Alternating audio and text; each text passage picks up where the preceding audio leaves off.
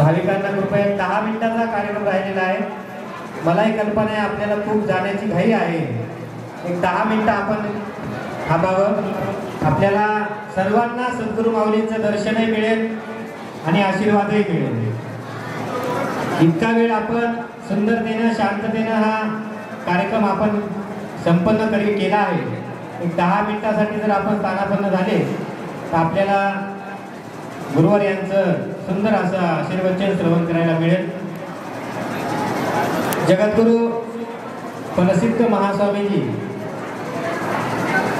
यांच्या पवित्र अशा संजीवनी समाधी नतमस्तक होऊन मन्मथादी शिवसंत बसवादी शिवशरण या सर्व महान पुरुषांच्या पवित्र चरणी नतमस्तक होऊन ज्या सद्गुरू माऊलीने आपल्या सर्वांच्या अंतःकरणातली शिवभक्ती शिवप्रेम जागृत केलं, श्रेयस्कर असा मार्ग ज्यांनी मला दिला, समाजामध्ये काम करण्यासाठी ज्यांनी अधिकार प्राप्त करून दिला, असे माझ्यासारखे अनेक जीवनाचे शिल्पकार पण ज्यांनी स्वीकारलं, वेदांताचार्य शिवाचार्य रत्न सद्गुरू सिद्धलिंग शिवाचार्य गुरुमाऊली यांच्या पवित्र चरणी नतमस्तक होऊन आपल्याला आशीर्वाद देण्यासाठी जे आलेले आहेत। या महाराष्ट्रामध्ये सद्गुरू सिद्धलिंग शिवाचार्य महाराज हेच वेदांताचार्य होते। त्यांच्यानंतर ज्यांनी ही पदवी संपादन केली असे आमचे परम आत्मीय दिगंबर शिवाचार्य महाराज, आमचे दोन्ही गुरुबंधू आष्टीकर आणि अदगावकर महाराज, तसेच सर्व सद्गुरू प्रेमळ आणि भक्त मंडळी आज या ठिकाणी सद्गुरू माऊलींच्या जन्मोत्सवानिमित्त आपण या ठिकाणी जमलेलो आहोत। आता सद्गुरू माऊलीच्या विषयी बोलावं काय?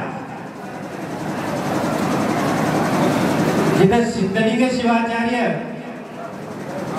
बाबा एवढा शब्द जरी उच्चारला तरी ही वाणी स्तब्ध होऊन जाते। आणि बाबावर आमच्यासारख्या या अडाणी पामर लेकरांनी बोलावं एवढी योग्यता मला वाटते माझी तरी नाही। कारण सद्गुरूचा महिमा, सद्गुरूंची लीला ही आगाध असते आणि सद्गुरू विषयी बोलावं किंवा त्यांच्याविषयी लिहावं असं संतांना सुद्धा ते परिपूर्णत्व मिळालं नाही। आपल्यासारखे तर आपण पामर जीव आहे।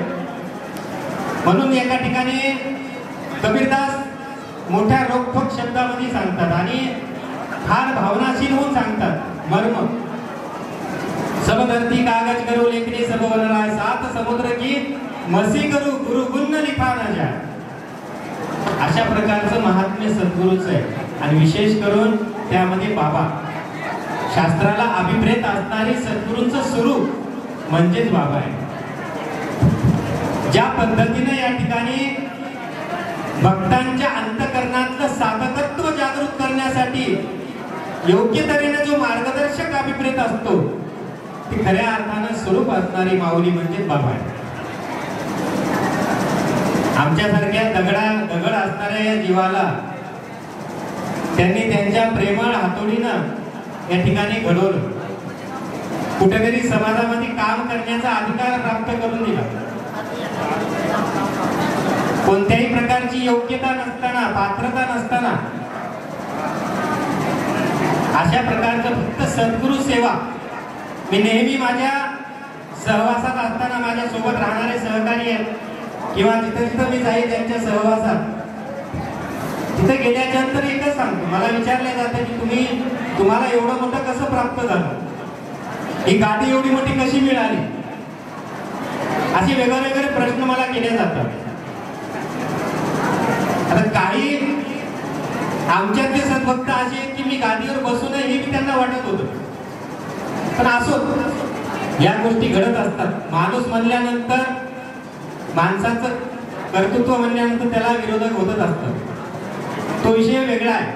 सांगायचं तात्पर्य की मला जे प्रश्न विचार विचारले जायचे की तुम्हाला एवढं कसं मिळालं, तुमच्याकडे काय.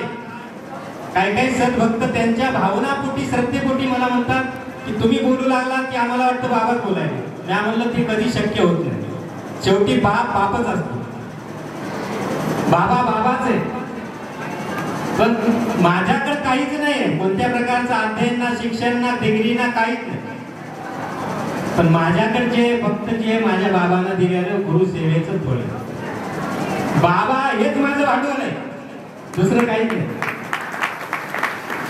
अशा तऱ्हेचं असणारं बाबांचं व्यक्तिमत्व त्यांनी या ठिकाणी महाराष्ट्रात काहीतरी या समाजामध्ये आगळं वेगळं घडावं, काहीतरी निर्माण व्हावं म्हणून असे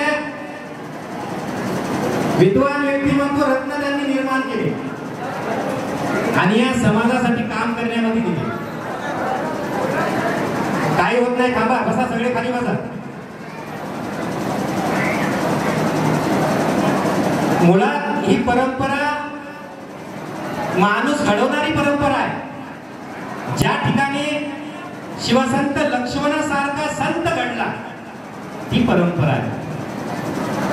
त्या परंपरेमध्ये बाबांनी ते लक्ष्मणाचं कार्य, जी सद्गुरु कृपा लक्ष्मण महाराजाला झाली होती, त्याने ज्ञानाची गंगा प्रवाहित केली. ती गंगा माझ्या बाबाने अविरतपणे या ठिकाणी चालू ठेवली. या ज्ञानगंगेमध्ये आपण माझ्यासारखे अनेक पामर जीव त्या ठिकाणी स्नान करताय.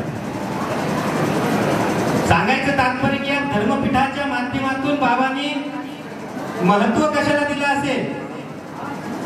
पैशाला, संपत्तीला, प्रॉपर्टीला याला महत्व दिलं नाही, माणूस घडवण्याला महत्व दिले. आणि या मठातून माणूसच घडवला गेला. आज हजारो प्रचारक, धर्मप्रचारक, कीर्तनकार असतील, प्रवचनकार असतील, वैदिक कर्म करणारी पुरोहित मंडळी असेल, ही सर्व या गुरुगुरु परंपरेतूनच आलेली आहे. सांगायचं तात्पर्य की ही परंपरा माणूस घडवण्याची या धर्मपीठाला जगद्गुरु प्रसिद्धांनी लक्ष्मण महाराजांनी च्या रूपानं ती जिवंत केली. ती आजपर्यंत बाबांनी त्याला शाश्वत रूपाने चालवली. अशा प्रकारचं आगळं वेगळं व्यक्तिमत्व असणारं बाबा. समाजामध्ये काम करत असताना मतमतांतर असतात, वेगवेगळे विचार प्रवाह असतात, त्याच्यातही आपला प्रवाह मूळ म्हणजे बाबा सिद्धांताला सोडून, सिद्धांत तत्वाला सोडून कधीही भटकले नाही, कधी कुठं गेले नाही.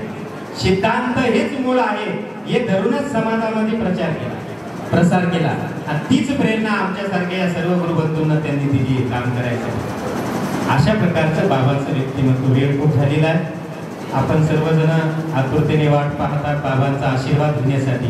तर तत्पूर्वी आमच्या परमात्मीय असणाऱ्या दिगंबर महाराजांचं सुंदर असं सोज्वळ असं मनमोहक आपल्याला मंत्रमुक्त करणारं आशीर्वचन आपल्याला ऐकायचं आहे. त्यानंतर आपल्याला गुरुमाऊलींचा आशीर्वाद घ्यायचा आहे. म्हणून कुणीही भाविकांनी प्रसाद घेतल्याशिवाय जाऊ नये. या मठाच्या माध्यमातून जे विविध उपक्रम हाती घेतले जातात त्या प्रत्येक उपक्रमामध्ये आपण तन धनाने सहकार्य करावं. या आजच्या कार्यक्रम यशस्वी करण्यासाठी आपल्याला उदार अंतकरणातून ज्यांनी अन्नदानाचं दातृत्व स्वीकारलं असे आमचे वाडकर परिवार, राहणार कुराड सांगली, हल्ली मुक्काम औरंगाबाद, यांनी आजचं अन्नदानाचं यजमानपद स्वीकारले. ग्रंथ तुलेसाठी आमच्या वाघमारे परिवाराने फार मोठं अर्थसहाय्य या ठिकाणी केलेलं आहे. विविध माध्यमातून सर्वजण आपण सहकार्य करीत असतात. जालना येथे भव्य दिव्य होणारं कार्य त्यामध्ये आपला सहभाग मोठा आहे. आणि परभणी येथे सुंदर असं मोठं काम त्या ठिकाणी चालू आहे. 3 मजलीचा प्लॅन त्या ठिकाणी सुरू आहे. पहिला टप्पा बाबांच्या उपस्थितीमध्ये त्या ठिकाणी संपन्न झाला आहे. तर अशा प्रकारचं भरभरून सहकार्य समाज कार्यासाठी, धर्म कार्यासाठी आपण उदार अंतकरणाने करीत आला आहात. याच्यानंतरही धर्मपीठाच्या माध्यमातून होणारे जे उपक्रम आहेत, समाज उपयोगी कार्य आहे, त्याला आपण नेहमी सहकार्य करावं हीच आपल्या सद्भावना या ठिकाणी व्यक्त करून सद्गुरू माऊलींच्या चरणी माझं वाढलेली शब्दरूपी सेवा समर्पित करतो. तत्सत.